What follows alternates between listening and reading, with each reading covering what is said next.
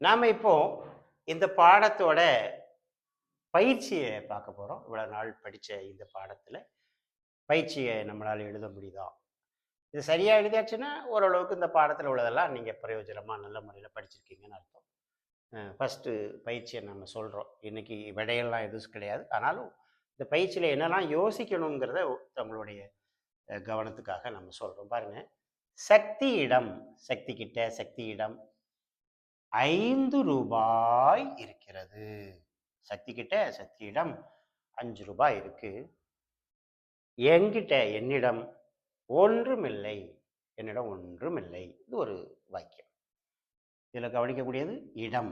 அதுக்கு என்ன வார்த்தை நம்ம பயன்படுத்தியிருக்கோம்? என்னிடம். அப்போ இது நான் கூட இடம் சேருது. அப்போ என்ன வார்த்தையா நான் இங்கே பயன்படுத்தணும்?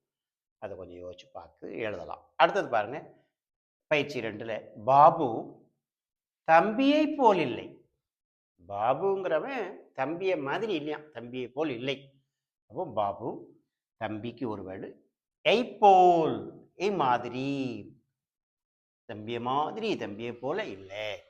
அப்போ அதுக்கு என்ன வார்த்தைகளை பயன்படுத்தணும் அதை நீங்கள் எழுதிக்கலாம்.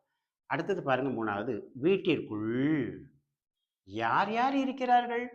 வீட்டிற்கு உள்ளே, வீட்டுக்குள், வீடு பிளஸ் இக்கு உள், வீட்டுக்குள்ளே யார் யார் இருக்கிறார்கள்? இதில் ப்ளூரல் பார்க்கணும், ப்ரெசன்டென்ஸில் ப்ளூரல் பார்க்கணும். அடுத்தது பாருங்க 4வது வாக்கியம். பாகிஸ்தானில் மக்கள் நம் பாரத மக்களைப் போல ஆனந்தமாக இல்லை. பாகிஸ்தானில் மக்கள் நம் பாரத மக்களைப் போல ஆனந்தமாக இல்லை.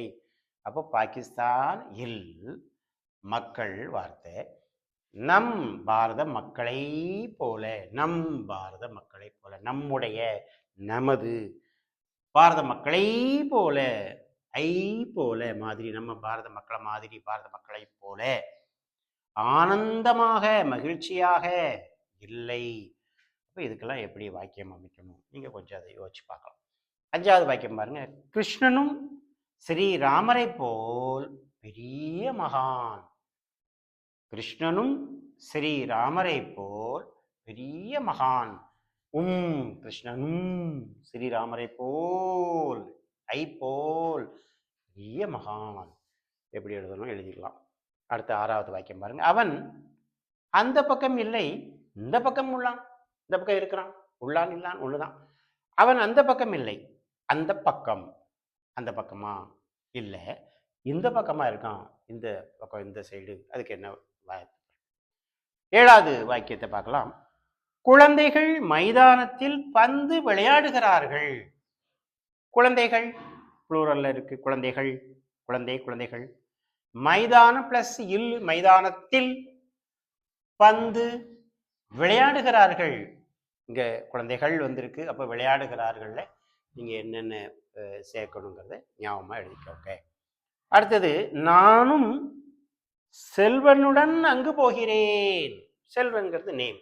நானும், நான் பிளஸ் நானும் செல்வன் உடன், ஓடு, செல்வனுடன் அங்கு போகிறேன், அங்கே செல்கிறேன், அங்கே போகிறேன். அதுக்கு வாக்கியம் அமைங்க. அடுத்தது 9வது பாருங்க. உள்ளே நல்ல, அந்த இல்ல, நல்ல பாடல்கள் கேட்கின்றது. உள்ளே நல்ல பாடல் கேட்கிறது. உள்ளே நல்ல பாடல் கேட்கிறது. அதுக்கு என்னென்ன வாக்கியம் அமைச்சுக்கோங்க. கடைசி பாருங்க 10வது வாக்கியம். என்னை போல் அவனும் நல்ல முறையில் உழைக்கிறான். என்ன மாதிரி, என்ன போல அவனும் நல்ல விதமா நல்ல முறையில் உழைக்கிறான், வேலை செய்கிறான், பணி செய்கிறான், உழைக்கிறான். எந்த வார்த்தையை அதுக்கு பொருத்தமானதோ அதை நீங்கள் போட்டுக்கலாம். அப்போ இந்த 10 வாக்கியத்தையும் நீங்கள் உங்கள் பயிற்சியை எழுதி பாருங்க. எப்படி வாக்கியம் அமைக்க முடியுதா, வார்த்தைகள் எல்லாம் தெரியுதா அப்படிங்கிறத பார்க்கலாம். அடுத்த வீடியோவில் சந்திப்போம்.